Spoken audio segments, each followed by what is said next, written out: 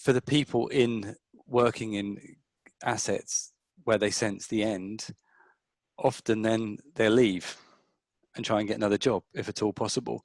So the asset life ends up actually shortening even quicker then once the end gets in sight. So do you think there's a risk of that, and so as a result, do companies actually need to keep investing to maintain the talent pool until the very end? Yes, I mean, I think there are some things that you can do with the talent pool to be more efficient, and multi-skilled technicians, multi-skilled offshore maintenance technicians is one of them.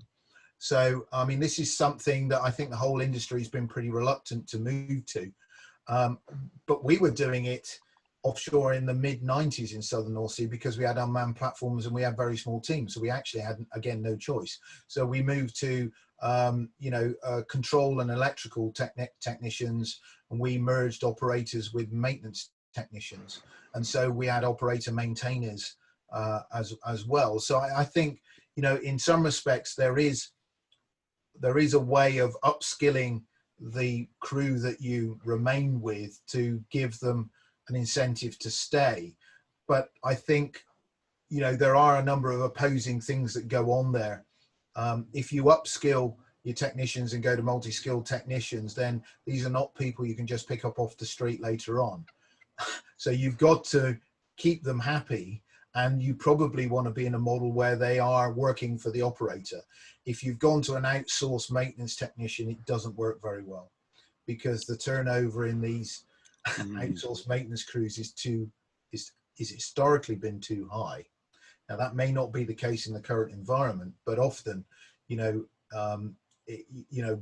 again, the strategy is, do you go for a small in-house or a smaller in-house, very committed team, or do you go external, low cost, but low cost per head, but maybe not low cost overall? Yeah. So what about new folks coming into the industry? What about, say, graduates coming in? Because presumably, I mean, shortening field life, what are we talking, 2 years or 10 years? You probably say it depends, but.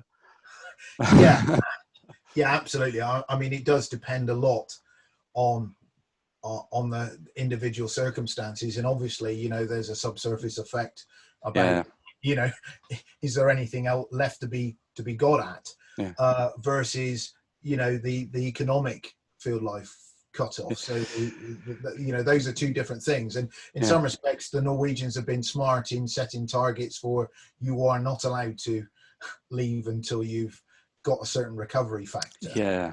Okay. And everybody's known about that up front. Or it's been known about for a long time, so it's not been avoidable. Whereas, so that's the recovery factor cutoff is different to the economic cutoff.